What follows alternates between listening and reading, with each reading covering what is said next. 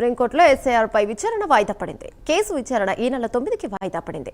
న్యాయస్థానం బెంగాల్లో ఎస్ఐఆర్ ప్రక్రియను రద్దు చేయాలని మమతా పిటిషన్ వేశారు. పిటిషన్పై సీఎం మమతా స్వయంగా వాదనలు వినిపించారు.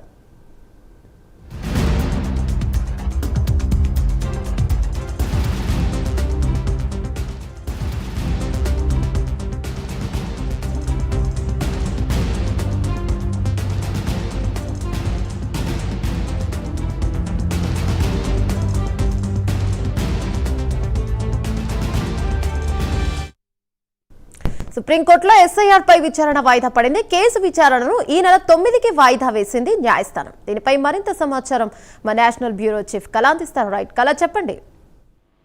ఏదైతే మనకు ఎస్ఐఆర్ కి సంబంధించినటువంటి వాదనలు ప్రతివాదనలు అంటే ఉదయం నుంచి కూడా ఢిల్లీ కేంద్రంగా ఏదైతే గత 3 రోజుల నుంచి జరుగుతున్నటువంటి ఎస్ఐఆర్ పై అటు సమావేశం అనంతరము ఈ రోజు ప్రత్యేకంగా తనకు సంబంధించినటువంటి ప్రభుత్వానికి సంబంధించినటువంటి ఎస్ఐఆర్ దాదాపు 58 లక్షల ఓటర్ల జాబితాను ఏదైతే ఎలక్షన్ కమిషన్ తీసివేస్తున్నటువంటి సందర్భంగా సుప్రీంకోర్టులో తనే స్వయంగా వాదనలు వినిపించేటటువంటి అవకాశాన్ని ఇవ్వాలి అంటూ కూడా అటు సుప్రీంకోర్టును కోరినటువంటి పక్షంలో ఈ రోజు ఉదయం సుప్రీంకోర్టులో తన ప్రభుత్వం తరఫున ఎస్ఐఆర్ లో ఏదైతే ఎలక్షన్ కమిషన్ ఇచ్చినటువంటి నోటీసులపై ప్రజల తరఫున సీఎం ఇక్కడ పశ్చిమ బెంగాల్ సీఎం మమతా బెనర్జీ వాదనలు వినిపించింది. ఇప్పటి వరకు అంటే దేశ చరిత్రలో ఏ ముఖ్యమంత్రి తన వాదన వినిపించినటువంటిది ఇప్పటి వరకు కూడా ఎవరు లేదు. మొట్టమొదటిసారిగా ఆమె వినిపించినటువంటి ప్రభుత్వం తరఫున అంటే ప్రజల తరఫున ఏదైతే నేను వారి హక్కులను కాపాడే ప్రయత్నం చేస్తున్నానంటూ కూడా ఆమె చెప్పినటువంటిది ఒకవైపు. అయితే ఈ రోజు ఆమె అడిగినటువంటి కొన్ని ప్రశ్నలు మాత్రము దాదాపు మనకు రాష్ట్ర ఎలక్షన్ కమిషన్ నుంచి వాదనలు తర్వాత ప్రతివాదనలతో ఒక్కసారిగా సుప్రీంకోర్టు కూడా ఇక్కడ కొన్ని కీలకమైనటువంటి ప్రశ్నలు వేస్తూ దీనిపై అంటే వాదనలు విన్న తర్వాత సుప్రీంకోర్టు ఎలక్షన్ కమిషన్ కి కూడా చిన్న ఏదైతే అంటే దాంట్లో ఆధార్ కార్డు అనుకోవచ్చు, ఆధార్ కార్డులో ఉన్నటువంటి పేర్లలో చిన్న మార్పులు చేయాలంటే ఖచ్చితంగా దీనిని మీరు గమనించాలి కదా అంటూ కూడా ప్రశ్నించినట్టు ఎలక్షన్ కమిషన్ ని ప్రశ్నించినటువంటిది. మరొకటి ఇక్కడ ఏదైతే మమతా బెనర్జీ తరఫున మరి అంటే ఆమె స్వయంగా వాదిస్తుంది, కానీ ఇక్కడ ఆమెకి సహాయకుడుగా దాదాపు శ్యామ్ దివాన్ కూడా మమతా బెనర్జీకి కూడా ఇక్కడ వాదనల్లో కూడా సహాయం అందించారు. ఆ తర్వాత ఇక్కడ మనకు ఎలక్షన్ కమిషన్ తరఫున రాకేష్ ధావన్ ఇక్కడ ఆయన కూడా వాదనలు వినిపించారు. దాదాపు ఇక్కడ ఎలక్షన్ కమిషన్ కి సంబంధించినటువంటిది ఏదైతే అంటే ఈ జాబితాలో ఉన్నటువంటి వాళ్ళ యొక్క ఎందుకు తొలగించాల్సి వచ్చిందని పూర్తి వివరాలతో సహా కూడా ఇటు సుప్రీంకోర్టు ముందర పెట్టడము. అయితే ఇక్కడ మమతా బెనర్జీ దాదాపు చాలా కీలకమైనటువంటి అంశాలనే ఇక్కడ ప్రస్తావించింది. ఇటు అంటే పశ్చిమ బెంగాల్లే దాదాపు ఇన్ని లక్షల మంది ఓటర్లను తొలగించడానికి కారణం ఏంటి, పశ్చిమ బెంగాల్ ఎందుకు అస్సాం లేదా అస్సాంలో ఎందుకు మీరు ఎస్ఐఆర్ ని ఎందుకు అక్కడ మీరు ఎలక్షన్ కమిషన్ చేయట్లేదు అని కూడా ప్రశ్నించినటువంటిది.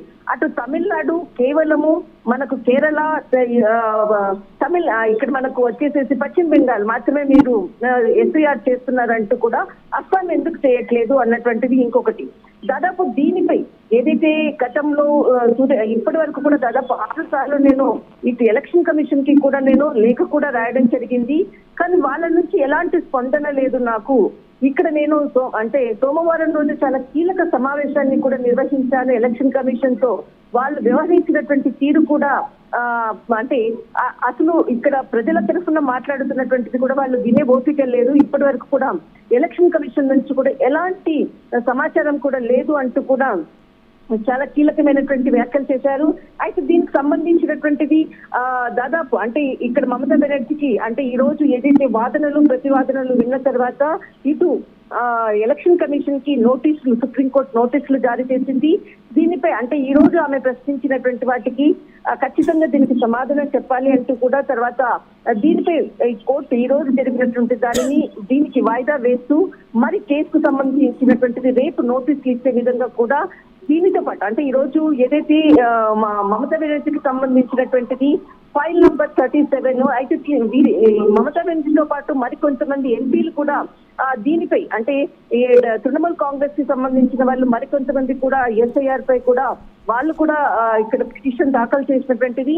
దీనికి సంబంధించినటువంటిది టోటల్ అంటే ఈ పిటిషన్లను అన్నిటిని కలిపేసేసి నోటీసులు ఇచ్చేటటువంటిది కూడా సుప్రీంకోర్టు ఈ రోజు ఉత్తర్వులు జారీ చేసింది.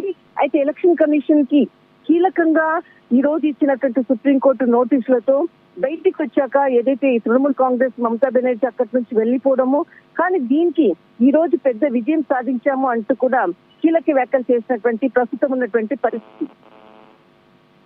రైట్, థ్యాంక్ యూ కళ.